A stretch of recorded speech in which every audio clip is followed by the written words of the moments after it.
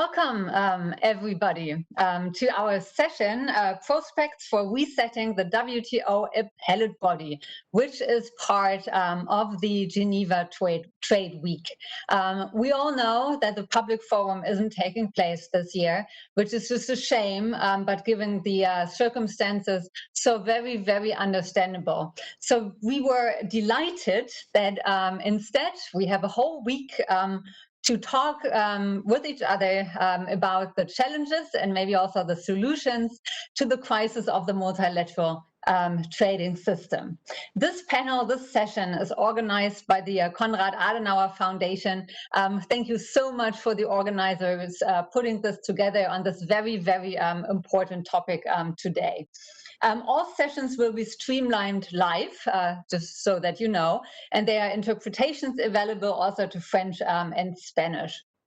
We all know that the WTO has three important pillars. The negotiation pillar to decide on rules and on market access, the monitoring pillar to keep countries in check that they really play by the rules, and last but not least, the trade dispute settlement pillar. For a long time during the Doha round, we talked about the first pillar a lot and the crisis of the negotiation pillar. Now the crisis has moved, unfortunately, also to the enforcement mechanism, the dispute settlement procedure. And that is what we want to talk to with each other and with you today about, because this is what gives the organization the teeth, the enforcement mechanism, and also it's the mechanism which made other organizations so very jealous a lot of times of the WTO, because it gave the organization an enforcement mechanism others did not have.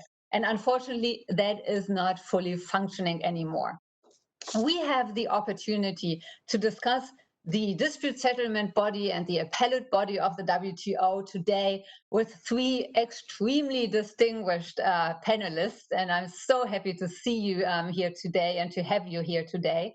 Let me first introduce Anne-Michelle Asimakopoulou. She is a member of the European Parliament and the Conservative EPP group, and she is vice chair of the Committee on International Trade, the INTA, which is the heart and the center of EU trade policy making in the Parliament. And Michelle is a lawyer, she's an economist, she has worked for several years all over the world, and she is a distinguished trade expert. So nice to have you here. Welcome, Anne-Michelle. Secondly, I want to introduce Tsuyoshi Kawase to you. He is a professor of law at Sophia University and faculty fellow of the think tank RIETI, both in Tokyo. And I have read so many of your articles, and I've learned so much with regard to trade policy making from you that it is really an honor to, I have to say, for the first time, see you in live and not just in written letters. And I'm very, very much looking forward to hearing your opinion and also giving us a little bit of a view of what Japan is thinking about the WTO and the dispute settlement procedure. That's the nice thing about our panel today. We get impressions and also opinions from around the world, and get also an understanding of what different countries want to achieve and what is possible. And last but not least, Professor Michael Hahn. He's director of the Institute of European and International at the University of Bern, and managing director of the Institute of European and International Economic Law, and director of the World Trade Institute. And I had to write all of this down because the list is so long that I wanted to make sure not to forget anything. Also a very distinguished scholar and very outspoken about the world trading system and what needs to be reformed. Michael, I'm very, very delighted that you are here today. And I'm Stormy Mildner. I am with the Federation of German Industries and with the Hertie School of Governance, and I will be your tour guide today through this panel discussion on the appellate body and dispute settlement in general. We also have an assistant for technical issues who will help us to run this smoothly. He will mute you, unmute you, and take care that everything goes well. If you do have any kind of problems, use the Q&A function and write to us. How will we structure our event today? We will kick off with presentations, and Anne-Michel is going to start. We will spend about 45 minutes with our panel, and then I want to open it for the discussion with you, for which we have scheduled another 45 minutes. So I will be a tough timekeeper so that we really have a chance to exchange views with our audience. Just a couple of words on netiquette. Please, if you do not talk, turn off your mic so we don't have any background noises. If, as I said, if you have any kind of problems, just write to us. For the discussion, please also use the Q&A function, but we will also call on you to have really an engaged and interactive discussion. So with having gotten the technicalities out of the way, I would now like to hand over to Anne-Michel for your view on the dispute settlement procedure, and also so that we can learn what the Parliament, the European Parliament, wants to do. Thank you so much, and the floor is yours. Thank you very much, Dr. Milner, for that introduction. Thank you to the Konrad-Adenauer-Stiftung Foundation for organizing this wonderful event in the context of the Geneva Trade Platform. It is my honor and my pleasure to be participating amongst the distinguished panelists, and my greetings also to Professor Kawasi and Professor Hahn. I do hope that next year we will be in better circumstances and we can join each other in person. Now, having said that, I will start and get right into the topic, which is that I think the WTO, we can all agree, is now facing what I would call a make it or break it moment. And I know we're discussing the dispute resolution mechanism today, but I quite frankly think that the crisis is pretty much at all levels, from the negotiation to the monitoring aspects of it. And I think that the root of the problem is probably the negotiation function of the WTO. In any case, we all know that the WTO Appellate Body hasn't been functioning since December 2019. This is attributed to the US blockage, which is kind of ironic if you consider the fact that the US is the most active user of the WTO's dispute settlement body, being a complainant in, I think, 124 complaints out of the 593 and a respondent in 155 cases between 1995 and 2019. So I will try and give you a state of play with respect to what the point of view of the European Parliament is, what the point of view of the International Trade Committee is, and what the point of view of my political family, which is the European People's Party. And basically, we're all completely committed to a multilateral approach with respect to trade, with respect to international dispute settlement, with respect to rules basis, and with respect to international cooperation. It'll be interesting to see, since I know you've all seen the leakage yesterday about the Airbus Boeing dispute, one of these never ending, I think it's been, 15 years now that this has been going on. It'll be interesting to see what the latest ruling is and what kind of reactions it will cause in the international trade, on the international trade scene. So let's start with the Parliament. We actually made a resolution on the crisis in the WTO with respect to the appellate body back in November of 2019. And there we stressed, first of all, our concerns over this blockage and deplored the lack of any positive results coming out of these negotiations. And second, we expressed our support for the informal process, which was being facilitated by Ambassador Walker and all the EU initiatives which were ongoing at the time to conclude these interim agreements.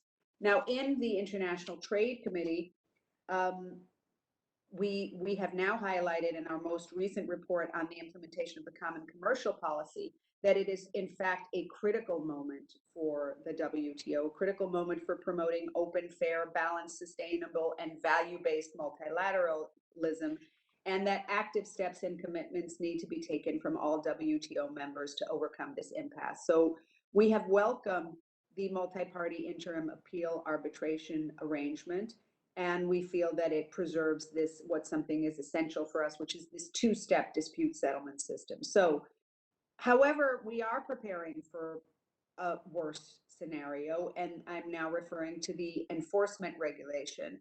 This is a file that I am shadow rapporteur for the European People's Party, a file led by the Renew Party, by Madame Vedren, my colleague in the INTA committee.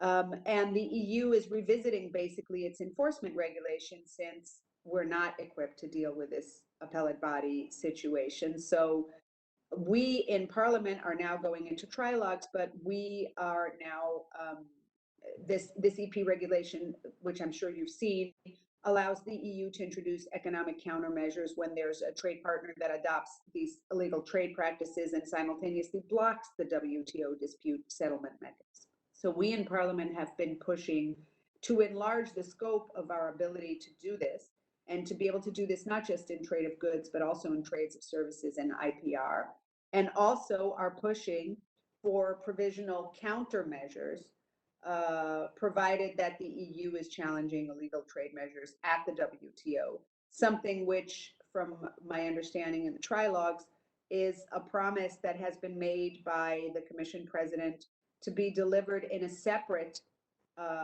enforcement mechanism that will provide potentially provisional countermeasures, and this has been confirmed by the new chief enforcement officer in the EU, Mr. Redonnet. So that's what's going on in the Trade Committee with respect to the WTO. And in my political family, the EPP, we continue to believe that the multilateral trading system embodied in the WTO is by far the best framework that we have available to achieve free, fair, rules-based trade on a global basis. And we're strongly committed to a binding dispute settlement system, as well as an independent appellate body, which we think are crucial for the prospect of the WTO continuing to function. With respect to the reform efforts of the appellate body, because I know that's a topic you want me to address specifically, I think that I would title my comment, "Where there's a will, there is a way." I think that the EU shares many of the US concerns over the WTO and the appellate body. And I think where we really diverge is with respect to our path towards a solution. But I have a big question mark also with respect to whether the US really wants to achieve a solution at this point. Because when you look at it, sometimes we're not that far apart in what we're proposing. So as you know, the 12 other WTO members and the EU have put forward proposals addressing these EU grievances, these US grievances, and the US doesn't seem to be making, let's say, constructive progress toward addressing these discussions. And I'll just mention here that our red lines for the EU are basically three. The first is this negative consensus, whereby the rulings have to be adopted unless all WT members in attendance reject the ruling. The second is that we insist on a two-step process, so you have to have a ruling and you have to be able to appeal it. And the third thing is you have to have an independent appellate body. So basically the ball's in the US court, the United States court, and we need to, I think, to cooperate to find the solution. And with respect to the multi-party interim appeal arbitration agreement, I think that in the sense that it addresses a lot of the EU concerns and takes into account the EU lines, with the enlargement of the arbitration panel, with new practical tools to respect the 90-day time limit, which is one of the things the US mentions very vocally, with the arbitrators focusing on what we call necessary issues and how this affects, let's say, the comments on precedent and the general principle of moving forward on a rulemaking and integration system that is on a plurilateral basis rather than on a unanimity basis. I think that we can say that the MPIA stands for, yes, we can, if we want to, move forward with these solutions. So I will conclude my intervention by saying that I think that transatlantic cooperation is a necessary condition to reform the appellate body and the WTO as a whole. And I think we can build on new dispute settlement mechanism on the foundations led by the MPIA, which I think offer us balance. And I think it's in the interest of all of us, the US, the EU, to maintain and reform the rules-based international trading system in general, and to make it fit for the 21st century in particular. So with those opening remarks, I'm very happy to take any questions, and very much looking forward to hearing the interventions of my distinguished co-participants in the co-panelists today. Thank you very much, Dr. Milton. Thank you so very much. In our pre-discussion, pre-meeting, not that you're wondering, we decided to call ourselves by the first names. I hope it's okay that I do the same with you, so not to create any kind of confusion. But thank you so much for your very, very open and precise remarks. And what I take away, like one of the central points is, where there is a will, there is a way for reform. Now I'm curious to hear from Tsuyoshi. Is there a way? Is there a will? How do you see that, and how does Japan see that?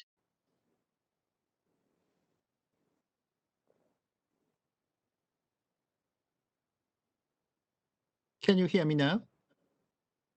We can hear you perfectly. Okay. Yes. Thank you very much. Okay, so let's get started. And thank you for the kind introduction, Stormy, and good evening from Tokyo. It's been completely dark outside now, and 6:20 p.m. In Tokyo.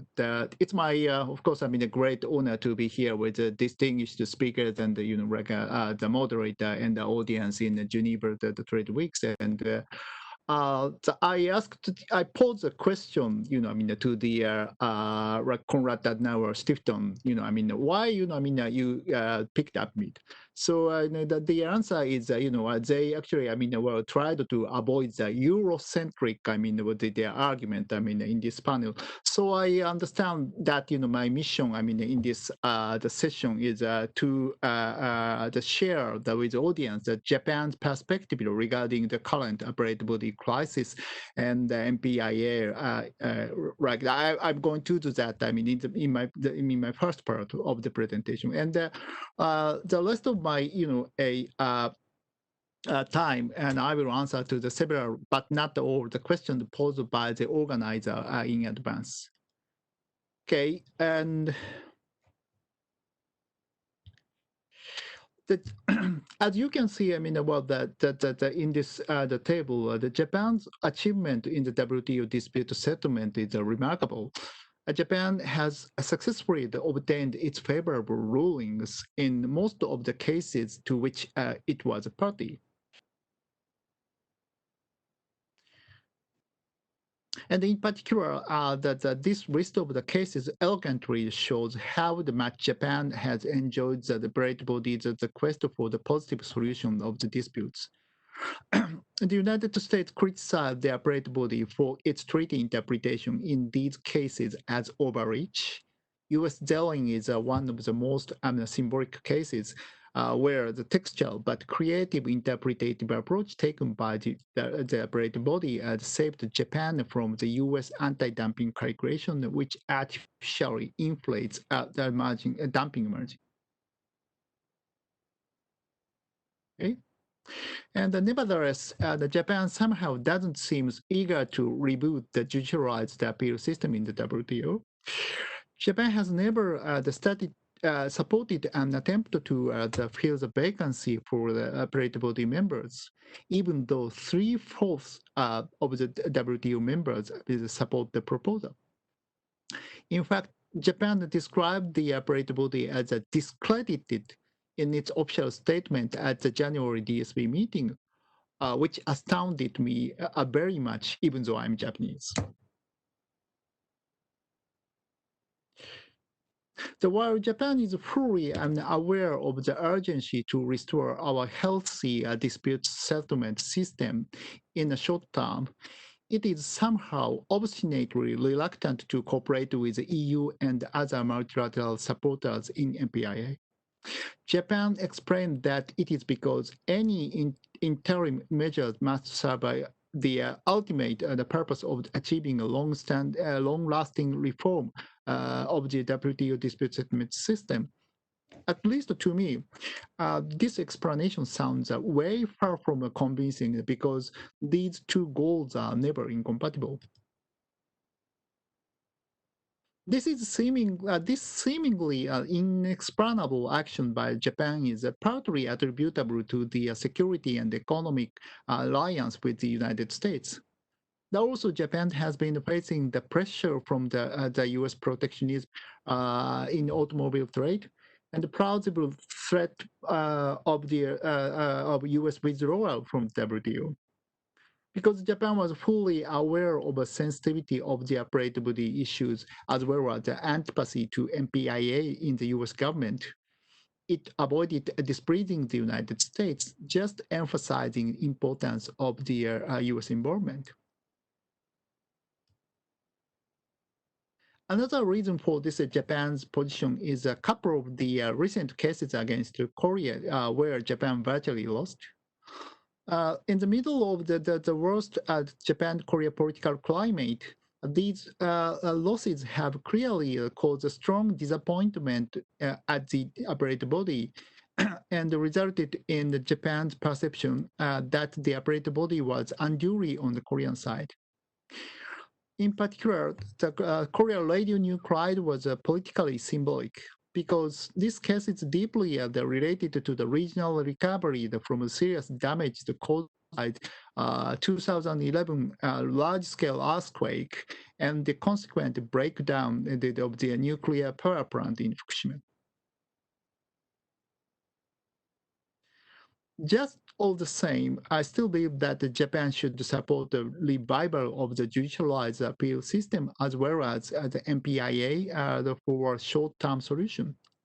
Japan will not be able to have recourse to the unilateral measures to accomplish its trade policy goal, like the United States and China. In order for Japan to remain prosperous as trading nations, a rule-based and judicialized multilateral trading system is essential in the long run. Indeed, defeats in the two Korean cases were very unfortunate, but this cannot be a reason to sacrifice our long-term interests.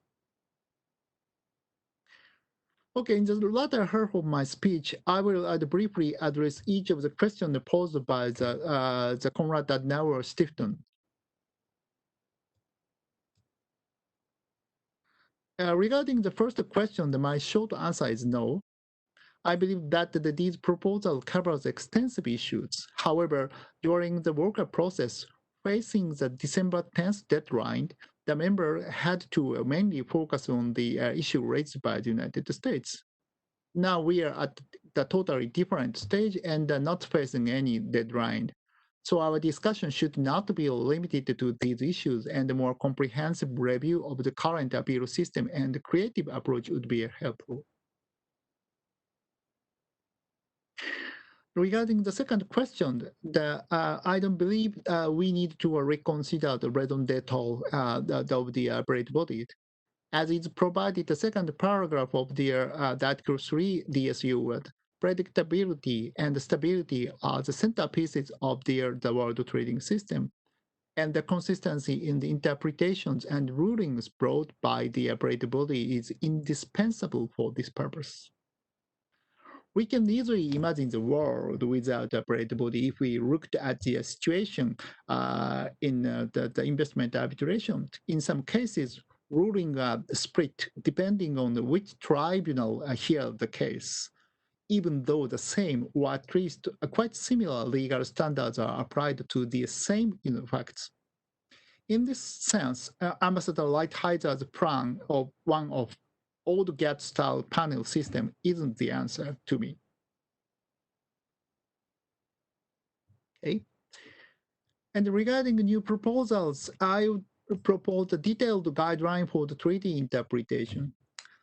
The U.S. overreach criticism is deeply rooted in its frustration regarding the appellate body, the treaty interpretations.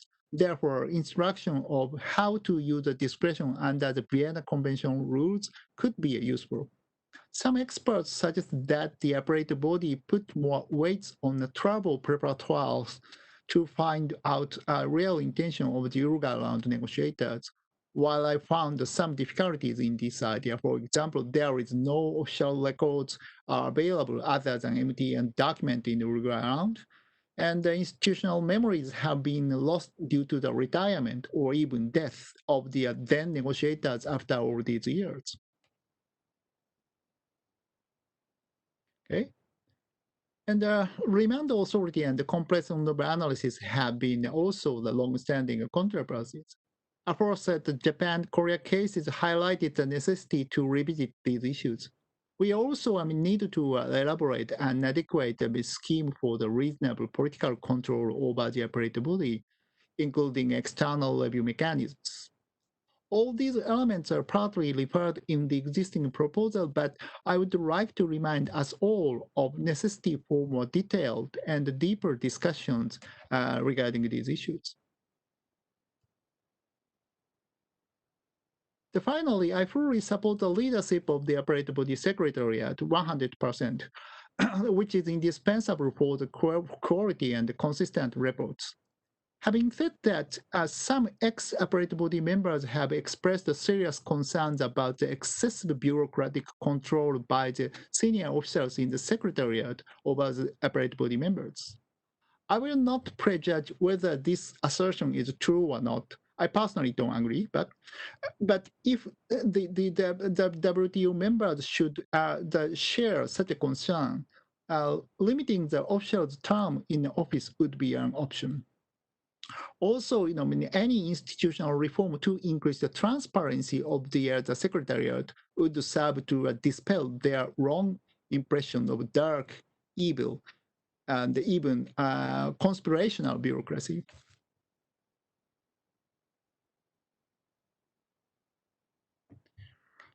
Okay, some final words.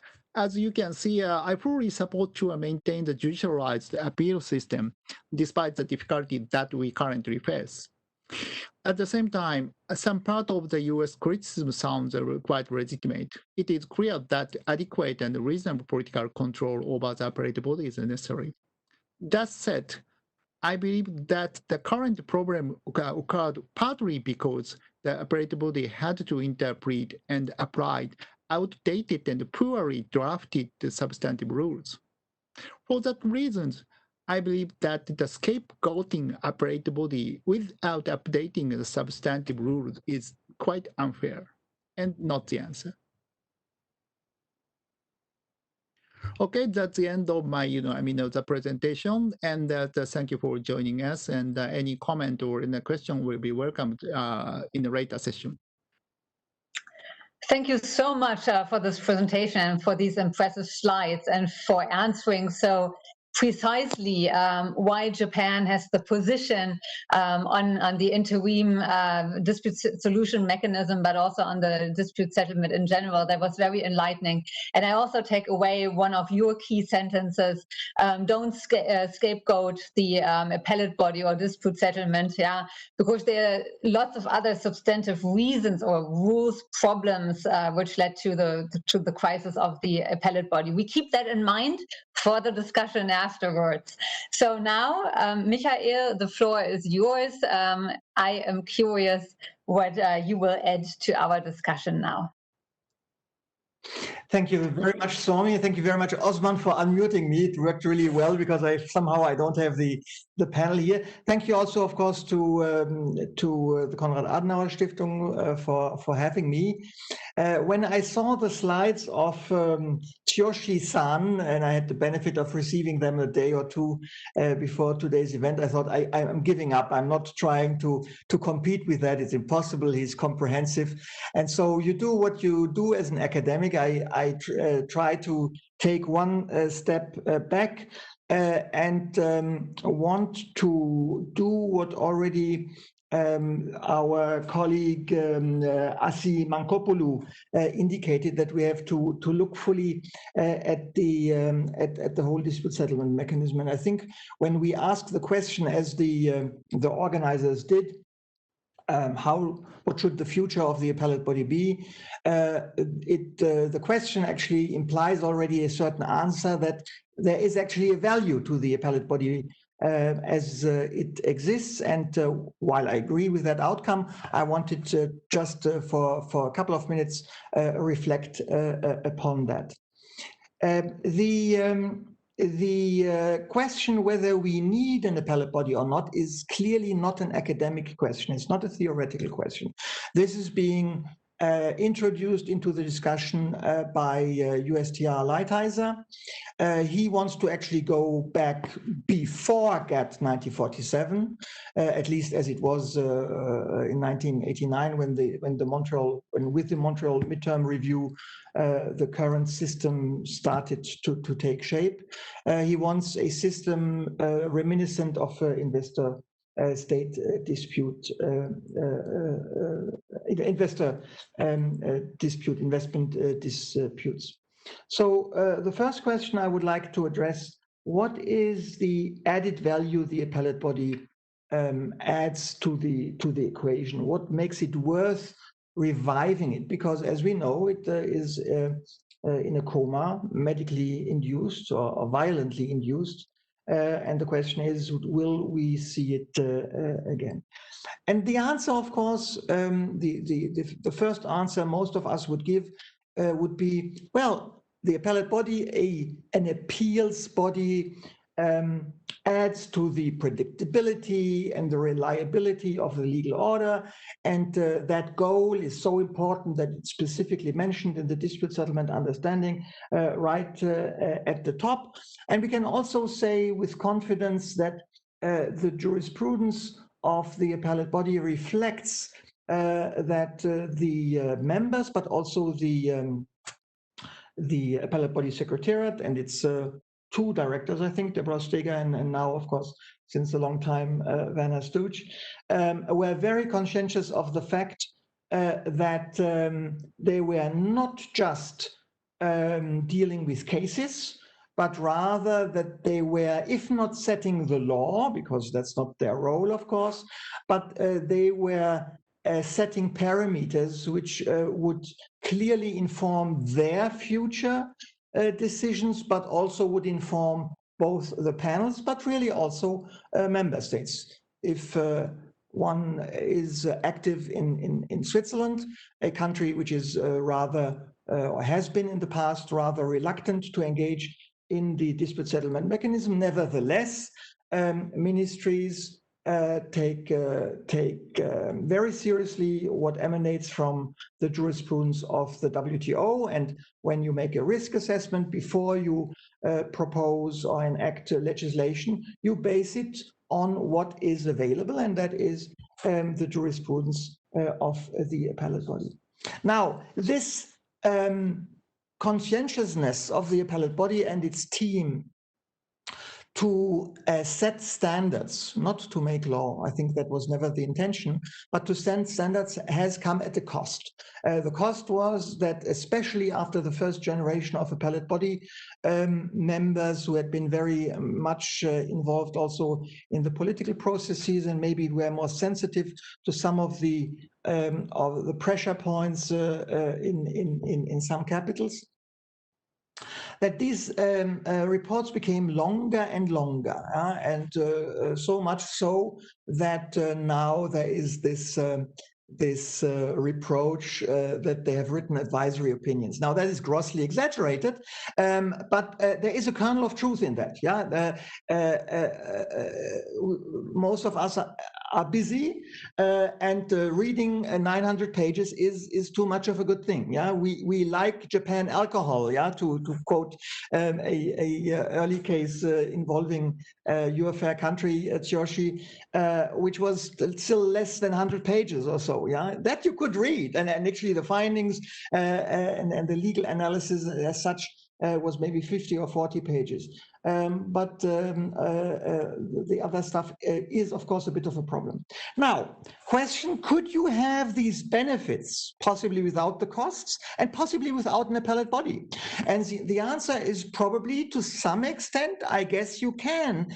The answer would lie in a proposal, an old proposal by the European Union to set up a permanent body of panelists, 10, 12, 15, 18 people, who would then hopefully be in a position to either formally, sitting en banc, as our American friends would say, or we in the European Union would say, sitting in plenum, or informally, as the old appellate body did, make sure that wherever you arrive in that permanent panel body, likeness means the same thing, and Article 2.2 in principle is interpreted the same, and so on. So with major changes in the first instance, in the first phase, one could get a number of the benefits of the appellate body without having an appellate body.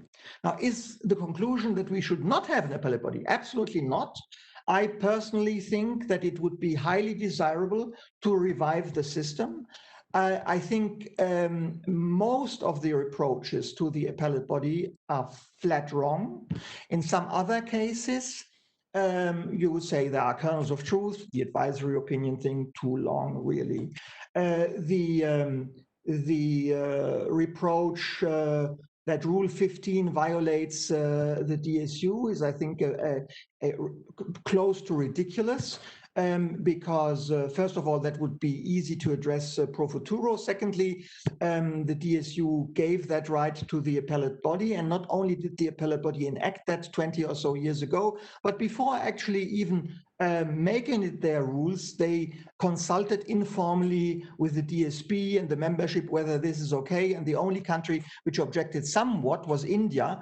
And then everybody took India in the arms, said, "Come on, India, don't be difficult again." And then said, "Okay," that was that. So you could address that easily. You could address the longer decisions, but that brings me then to a discussion on what to do specifically with the appellate body. And I think a starting point for the discussion is clearly the Walker proposals, plus possibly some lessons learned in a year or two from the MPIA. What I think is really and to some extent, Joshi addressed that already.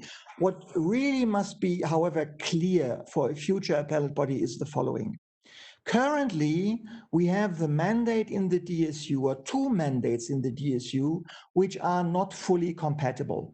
Number one, please decide within 90 days. And we all know that the appellate body didn't use 90 days, but they from the get-go are looking at the case and the arguments. So basically to have then 90 days plus basically the time in the final phase, which in itself is, I think, not without a problem. So 90 days. And on the other hand, they have an unrestricted mandate to address errors in law. The two things do not go together. Either you limit yourself, in what form or shape ever, to gross and manifest errors, and then you can do that within 90 days, or you ask for a full legal review, and then it might take longer than 90 days. A solution could be, there are many possible solutions. It could be a certiorari model, as in the US Supreme Court and in many European jurisdictions where the appeals institution has the right to select. It could be introduction of gross and manifest errors, and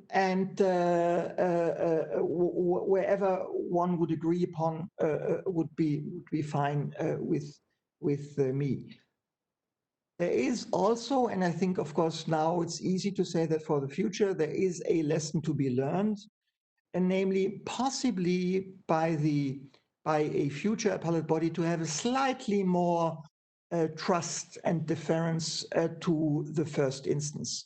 We have a success rate, and success is relative, I know that, but we have a success rate of appeals of 70%. As a consequence, we have an appeals rate of 70%. Any judicial system in one of our countries would break together, would break down under that load. So I think that is an untenable situation. One point I did not mention, and I forgot that, would be the power to remand a case. You know, if the appellate body is really unhappy with the dossier, with the file, it should have the power to give it back to a first instance to look at that. With that, I think I've stayed within my time frame. It's 11:42. So with that, I would close and add just one remark. We have all impliedly always started as self-evident that, of course, there would be a dispute settlement mechanism and that there would be a right to a panel and that there would be jurisdiction. Anna Michel mentioned that as negative consensus, that is how it's shaped today.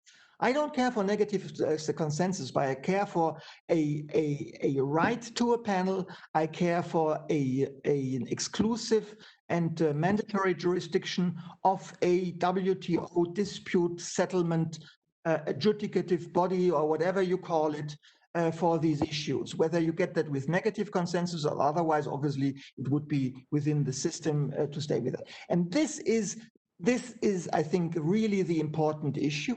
And if I read Lighthizer correctly in the Wall Street Journal, he actually would be happy to depart from that. Now, I think that should be a red line then for everybody else.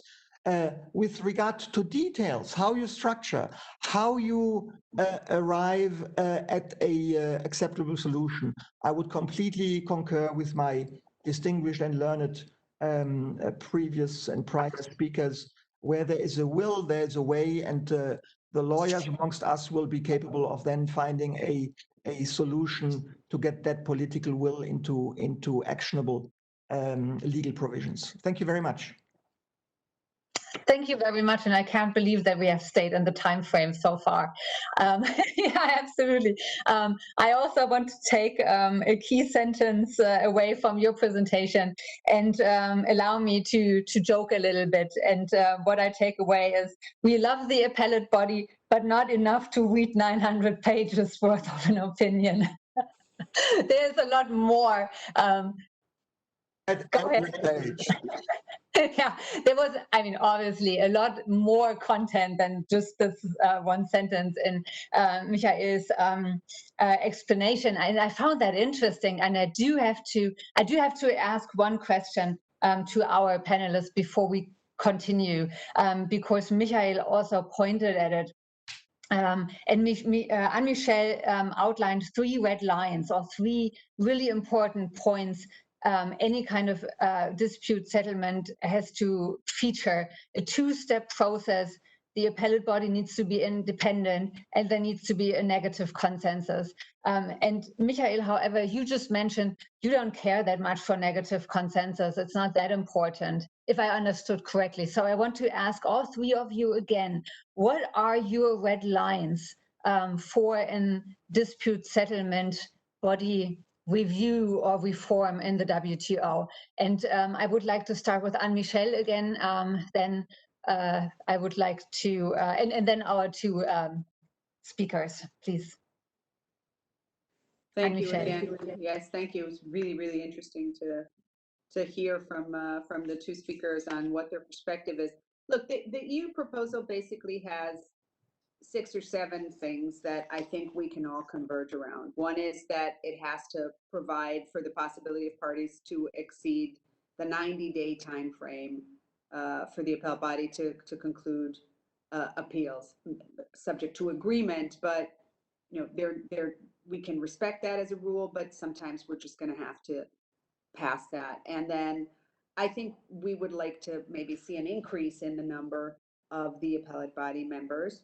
And then transitional rules, which outline the specific circumstances in which a member can stay on to complete pending appeals that started during their term. So there's not this, you know, ad infinitum participation. A single non-renewable longer term of 6 to 8 years for members, and then legal issues not to include which are subject to appeal, of course, should not include review of the meaning of domestic legislation per se. The appellate body should address only the issues necessary for the resolution of each specific dispute. This is the necessary principle that was also included in the interim agreement. And annual meetings should be arranged between WTO members and the appellate body to address issues related to precedent. So giving them a forum to have this discussion. So we're really, trying to address the U.S. concerns, but also general concerns that exist. We all see, how this functions and how it doesn't function, whether it's 900 pages or not. So I think that the EU is really, with these red lines that I mentioned to you, being rather open and flexible toward finding a solution. And that's the bottom line. So I don't want to really, when I mentioned red lines, yes, red lines are very important points for everybody. But I think that more important is whether you really, really want to solve this. And I think that the EU is very genuine about wanting to find a solution. Of course, we don't want if the solution is forget the appellate body, no, that's not an acceptable solution for the EU. And yes, we want to move to a more plurilateral system, but we understand that in some aspects, you have to have some kind of unanimity. Otherwise, we don't have the credibility of, a global multilateral forum that can hit its fist on the table and impose rules in difficult circumstances. So this is the meaning of red lines, but the bottom line is that we want to find a solution. Well, thank you so much for making that so crystal clear. So, Tsuyoshi, what's your point on red lines and bottom lines? I'm sorry. The Stormy. Would you please? Could you please repeat? Your question again? Because there is some communication trouble on my side, so I actually couldn't hear your the question. Very clearly. Oh, sure. I'm happy to repeat. So the question, I started out by reminding us that Anne-Michel identified a few bottom lines or red lines for the reform, that it needs to be two-step process, independent appellate body, and negative consensus. And Michael questioned this, if, for example, a negative consensus is really necessary. And I wanted to hear your opinion, if you see any red lines, what you would really like to see in the reform.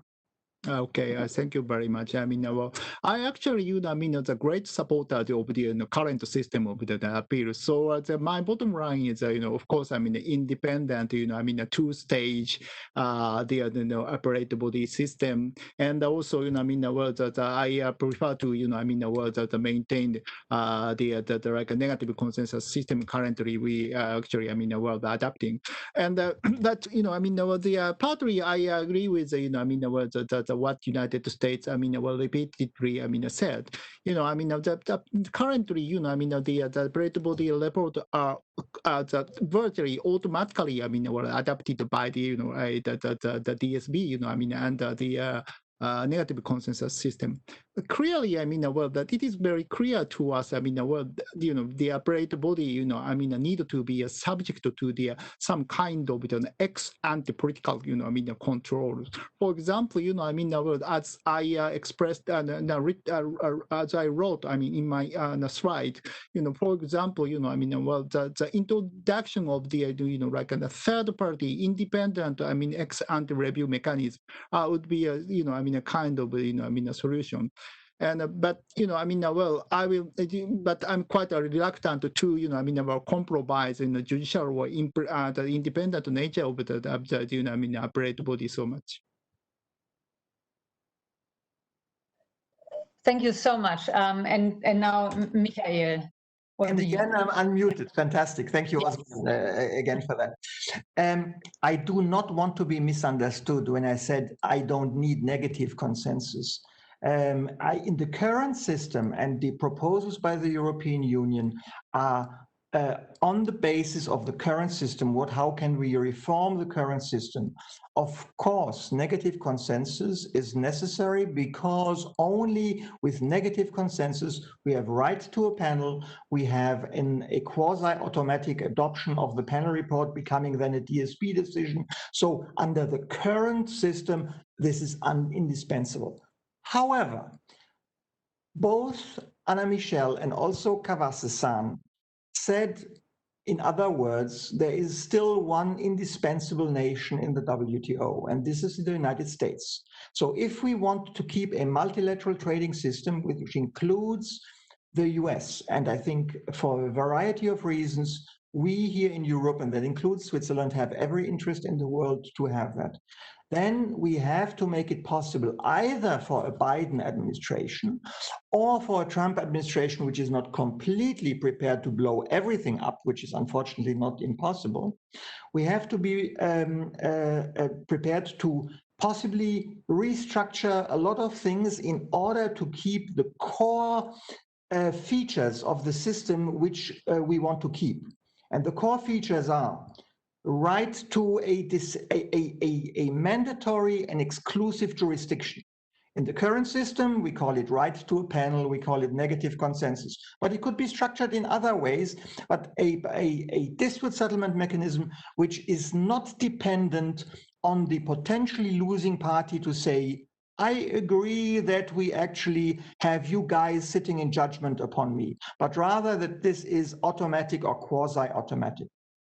That is feature number one, which is indispensable. So feature number two, that body, adjudicative body, panel body, appellate body, whatever, must be independent. And that means when I completely subscribe to the idea voiced by both our Brussels and our Tokyo-based colleagues, that maybe the appellate body in the last 10 years or so was a bit tone deaf to some of the political concerns raised. And that should be changed. And I think actually the failure here is with the DSP and the chairmans or the chairpersons, excuse me, of the DSP. In my understanding, it was only once that then I think a Canadian ambassador actually had a reunion between the appellate body and ambassadors. That's crazy. You should have that more and actually have something like a sounding chamber and a possibility to engage in a dialogue. So when I hear reasonable control, and I know completely how my learned friend means that, when I hear reasonable control, what I take with me is control. And we don't want that. We want an appellate body which is not trying to write textbooks. We want an appellate body which is not tone deaf, but we don't want control over the appellate body.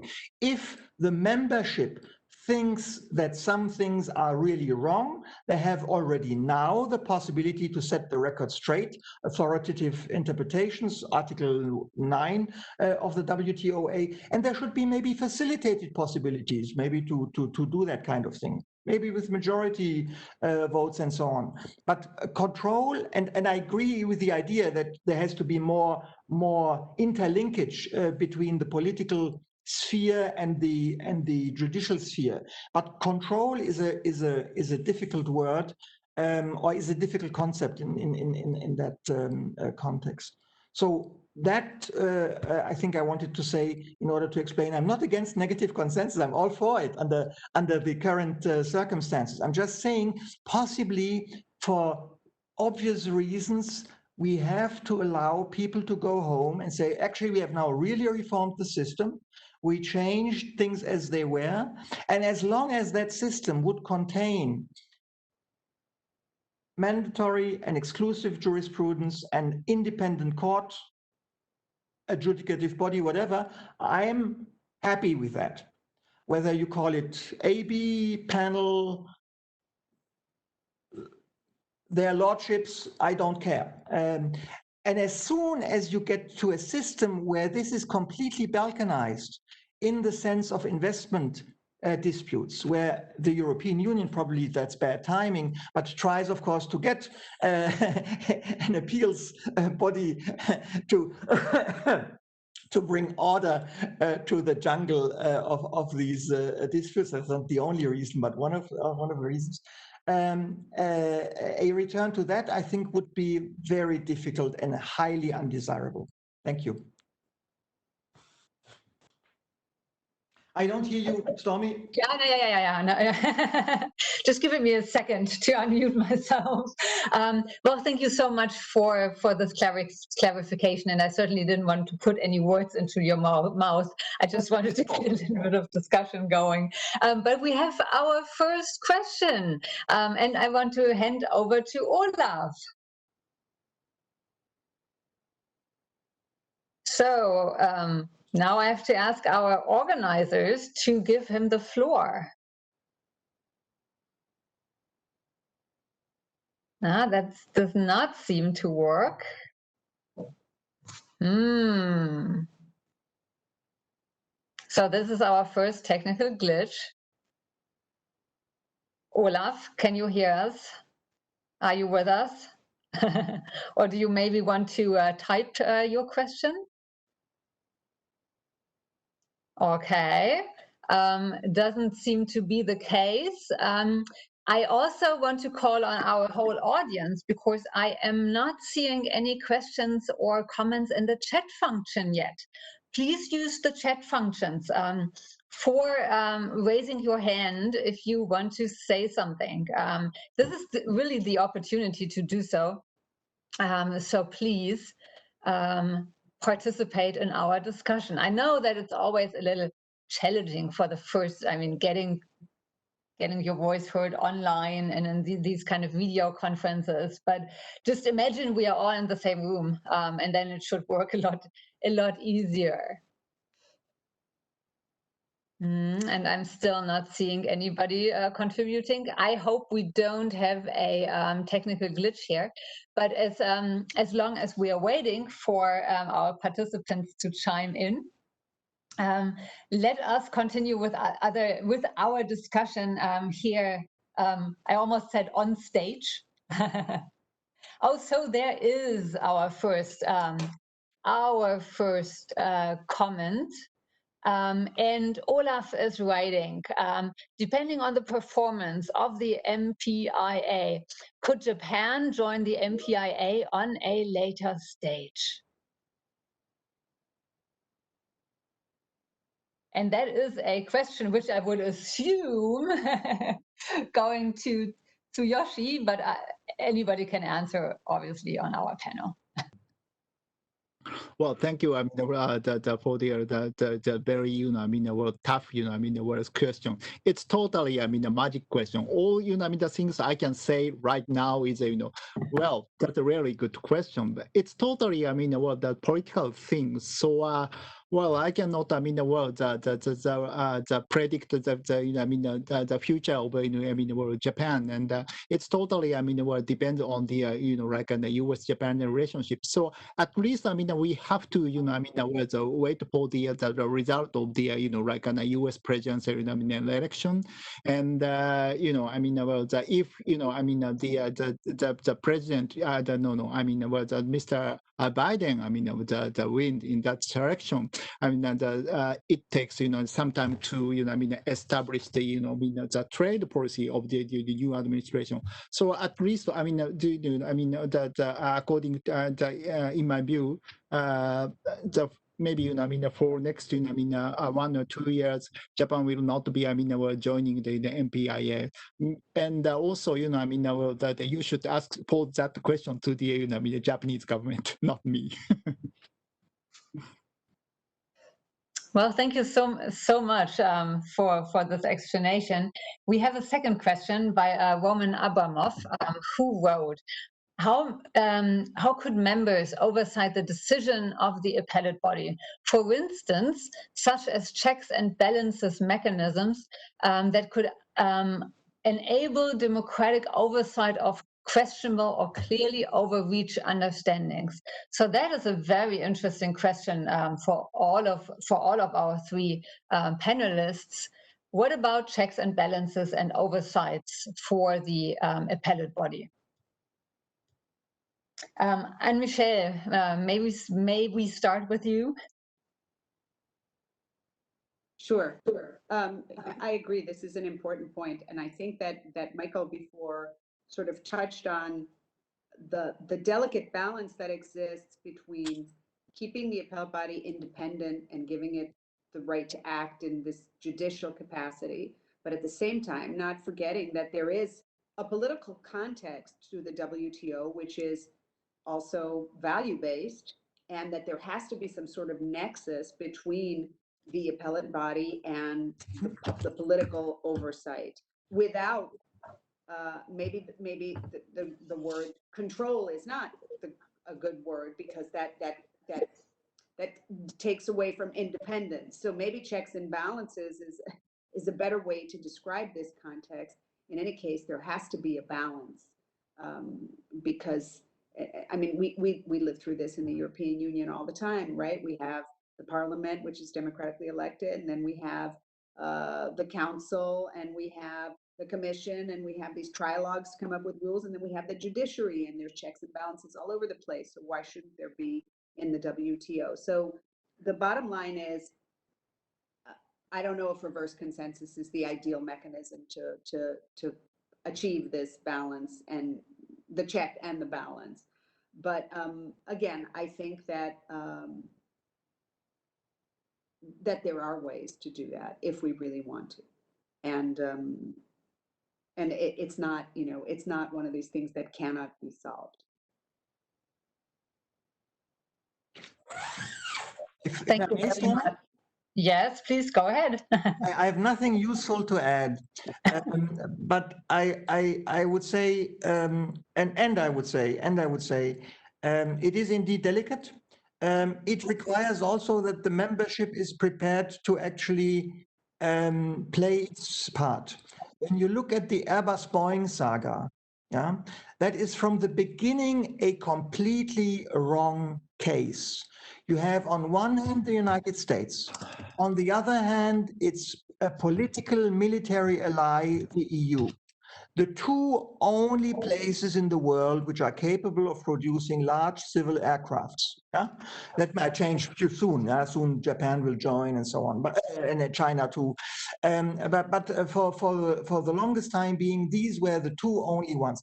And they were not able to settle this amicably and outside of the system, but rather made Sidley and Austin and all the other wonderful people who hopefully are listening now rich, which is great. I'm happy for them. And it contributed to a lot of interesting reading. But in my opinion, this is a complete political failure by both the EU and the US overburdening the system. It is also important to remind ourselves that, of course, the members are the lord of the treaties, to quote the German Bundesverfassungsgericht in a different context. Yeah, they are the Herren der Verträge, and much more so, not incomparably more so than in the European Union. But they must actually be able to do something, and they are not currently. Nothing can be agreed upon until everything is agreed upon. So the term scapegoat used by Kawase-san and saying, you know, you shouldn't use the appellate body as a scapegoat is, I think, completely true. They got, I think, many things not optimally right, our distinguished colleagues from the appellate body. But I'm not sure that they have even the majority of the blame to take with regard to the situation we find ourselves in. So it will be a really interesting thing how to get a system in place which ensures independence and at the same time feedback and reactions. And I think one of the possibilities would be what we see in many systems, that we have regular reunions between the appellate body members who should only have one term, longer, as Anna Michelle said, and ambassadors to make sure that everybody understands what certain decisions mean to them. What is not good enough is to say that if one country or even two countries are really unhappy with the jurisprudence, and I might agree with them because I think it's wrong, but that is, of course, that goes with the territory, right? If I have an independent adjudicative body, they will not always get it right. That would have to be mechanisms in place, possibly to make an appeal to an en banc session or whatever, which has not existed now. You know, if you have a division of three deciding something, and really everybody says, or a vast majority says, this is untenable, maybe you should have the possibility with 2/3, 3/4, 4/5, whatever of the membership to make a second appeal then to the full court. But these are details, very important ones, but details. The important thing is, can we save an independent adjudicative system within the WTO? And can we save the WTO? The latter is not clear at all as we speak. Thank you so very much. And now, Tsuyoshi, the floor is yours again. No? All right. Then I will read the next question to you, which is again from Olaf, and I should have introduced, I mean, most of you know Olaf anyways, but I still should have said who he is. He is the mastermind behind this event also today. It's Olaf Winczek, and he is the head for multilateral dialogues in Geneva, and I wish I could show you a picture of him right now, but apparently we can't. But I don't know if you can see him on this on my phone. So that is him. Good-looking guy. Hello, Olaf. So, and he is asking, and he's saying it's a provocative question, and I agree. Is it possible that the MPIA is a toxic instrument for some interested states because China is a member? And it's a question to all our panelists. Who would like to start? Would you like to have a go, Michael? Happy to. No, I think Tsuyoshi. I'm happy to start very quickly. I think yes, it is. I mean, in some parts of the world, you speak of the EU-China agreement, and if China is in there, for example, Japan has a problem with it, and of course, currently. The US also has a huge problem with it, and that will probably not change even if the 46th president is Joe Biden. There is a cost to the MPIA. There's no question about that. The question for the EU was then, would there be more of a cost if you would allow the US to shoot down the appellate body without us doing anything? Because obviously nobody was prepared, neither the EU nor anybody else to my knowledge, including China, to go to majority voting, which would have been possible under the rules of the WTO. Nobody was prepared to do that. Nobody wanted to force the US de facto then out. But at the same time, the EU thought, and I think that's a very tenable approach, that they have to do something in order to show that they're not just going to roll over and say until. But there is a cost. Clearly, the MPIA should not be our long-term goal and vision. What would you say, Tsuyoshi?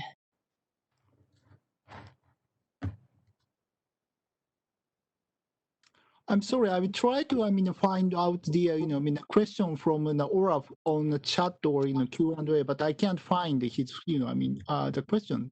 Where is it? It might be that just I am seeing those, but I can repeat it again. Okay, Sure, no problem.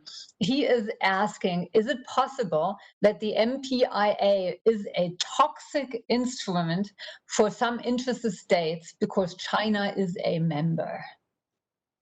China is member to what MPIA. to the MPIA, and does this deter other countries to join that mechanism? Okay, yeah, right. So now United States called the MPIA as you know, like a EU-China agreement.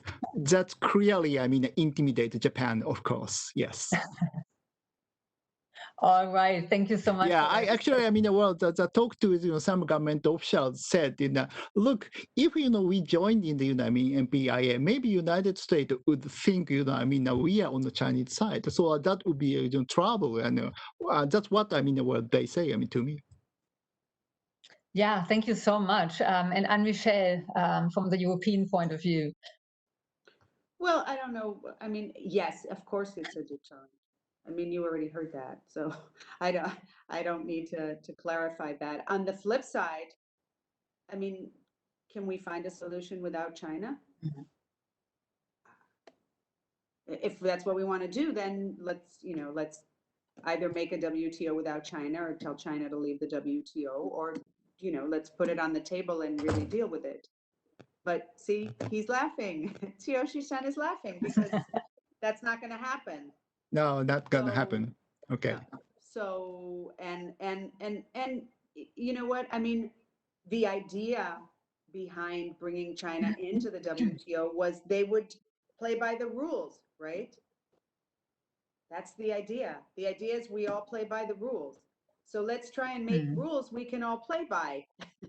And so, yes, it creates problems that China is a part, but at the same time, the flip side of a problem is an opportunity. So let's maybe look at it that way and see if we can turn it into an opportunity. On that note of optimism, Stormy, I've exhausted my optimism potential today, believe me. Oh no. As a moderator, I should not take up the head or put on the head as of a commentator, but I do have to switch sides for just a second to just bring in the point of industry just for a second. And from that I do completely understand the European Union's approach of wanting to have China in there, because most of our conflicts are with China. So what kind of tool would we have to counter unfair trade policies if we just gave up and if we didn't have an interim mechanism?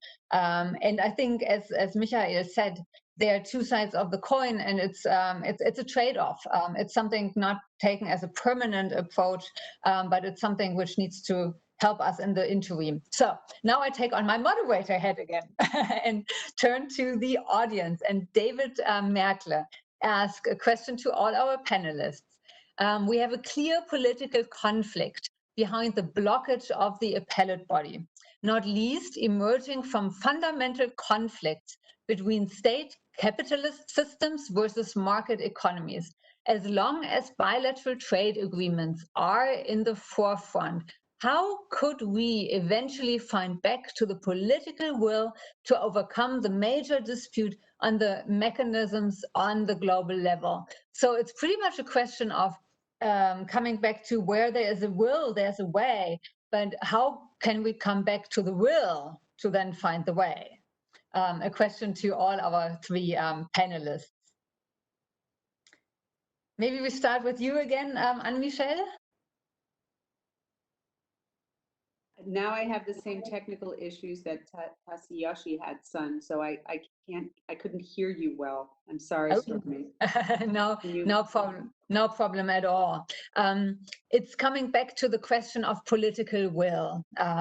And how can we really get countries on board for a reform if there seems to be such a fundamental political conflict?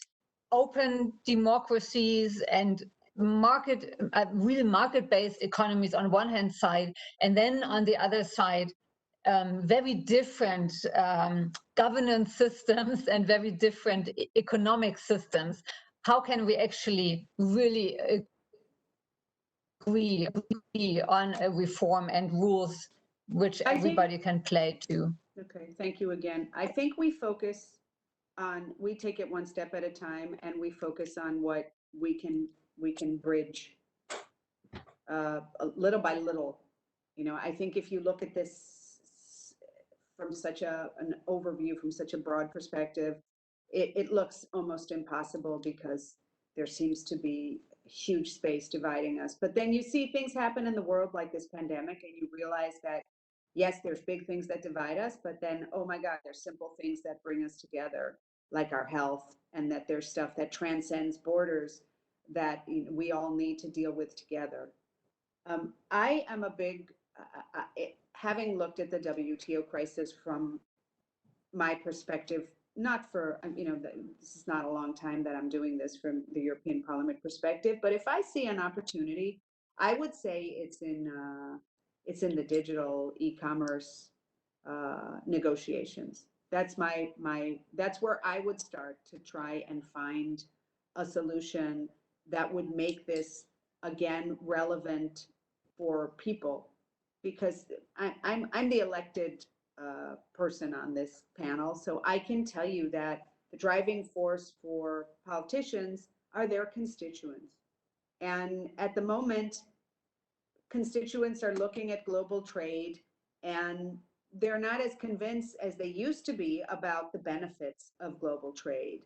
And so we need to continue to champion and pioneer the benefits, bring them closer to them. And the moment, the closest thing to them is this revolution and this digital thing.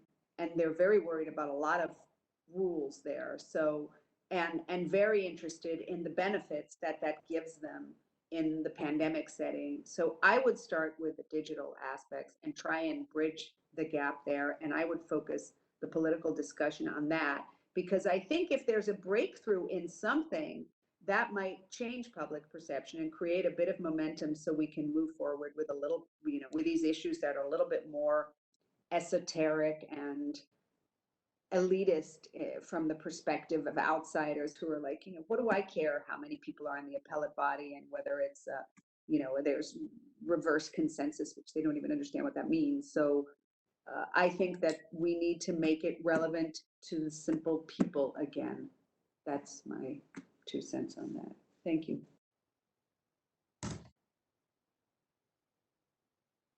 Thank you very much. Very, very valid recommendation, I think, which is not just true for policymakers, but it's also true for the business sector. We have to make a better job at that, definitely. So, Tsuyoshi, what is your opinion on how to get back the will? Well, thank you very much. I totally, I agree with Anna Michelle. The digital, trade is a very good start point. But having said that, the Japan, as you know, Japan is host of the like-minded group meetings in digital trade talks in the WTO. But we are very suffering from the discrepancy of the view regarding the for example free flow of data, the privacy, or government reach, or all of these are very the important aspect of the digital trade agreement. And it's not easy to conclude one single high level the agreement regarding the data trade. But still, that after, that the COVID-19 pandemics, as the DDG Alan Ulf, that emphasized the data trade is will be the most important things. But now United States is continue to focus on the industrial subsidy and that's state enterprises. That is the fundamental feature of the state capitalism of the China. As long as United States stick to the that aspect of China, maybe the solution, the conflict between the two the economic regime that could be almost impossible.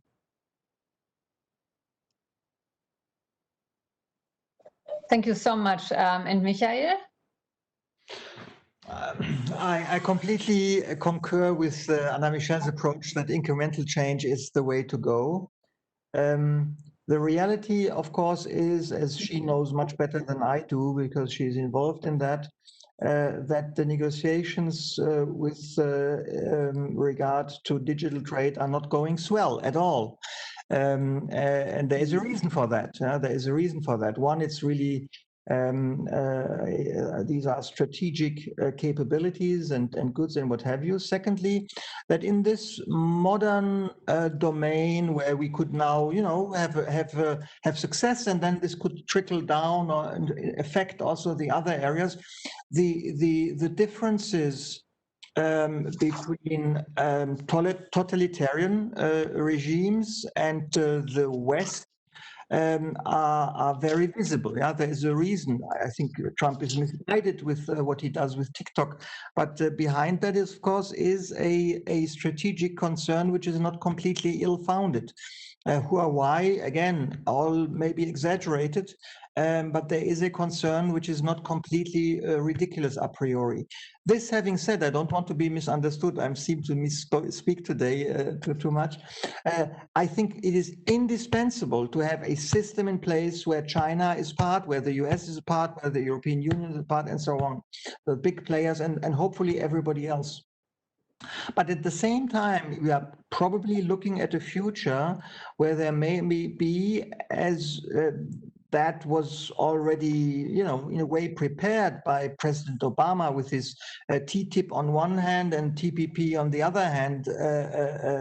We will have to be prepared to a parallelism maybe between a maybe lighter and less burdensome multilateral system, which includes everybody, in particular also China, and possibly then a closer relationship with Western democracies, or ones who want to at least adhere by some of these value aspects, because that word was mentioned. And of course, for the European Union itself, it is clearly one of the constituent elements. Yeah, we are not just a community of law and of economic interchange, but a community of values. But we do not share many values with Saudi Arabia. Yeah, we love our Saudi friends, but it's a very, very different system. They believe in very different political, religious, and etc. goals, and the same would apply to China and what have you. So, given that huge heterogeneity of values and orientations, and the new aggressiveness of two major powers, or if you add the US now, three major powers, I think the future of the world trading system is in danger, absolutely. I was just reminded by our organizers that we only have 6 minutes left. Time is flying. So we have one last round to round it off, so to say. And let me just bundle some of the questions which were all posted in the chat function. There was a question of how effective is the MPIA currently, really? There was another question: how can the MPIA advance the appellate body reform? And the last question which was posed: what substantive rule changes are really necessary to save the WTO as a whole?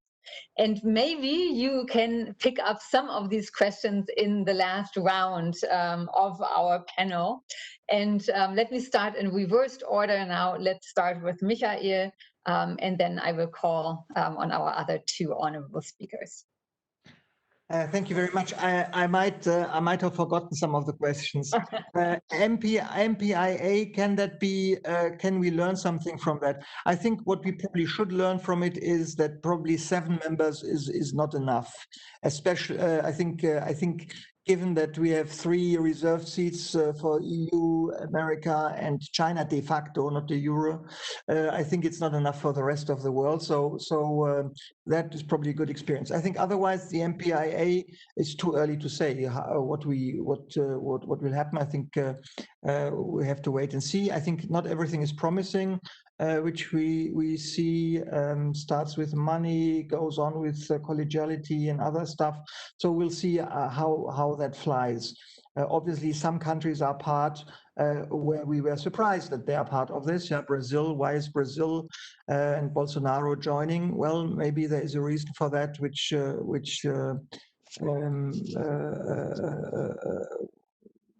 we'll find out at a later point.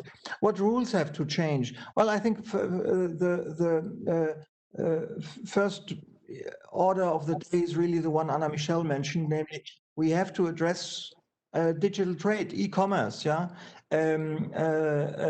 whenever you talk to someone on the street, what is trade in the future, they would come up with something like that, and there are no rules on that, or not really developed rules on that. So I think that is a major desideratum, very difficult, obviously, to achieve in the multilateral arena.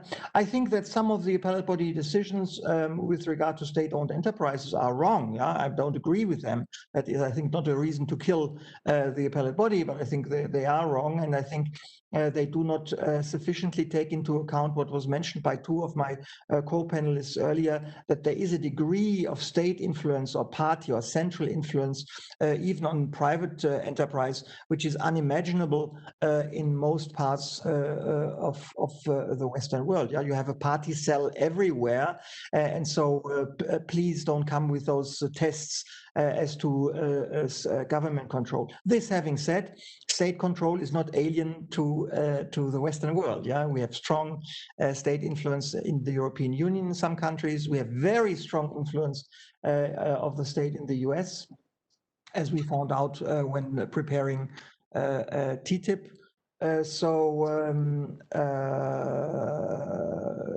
But these would be maybe two of the substantive issues I think would merit the effort, digital trade, e-commerce, however you call it, and data in that context, and possibly reflect again upon the treatment of state-owned enterprises in the current system.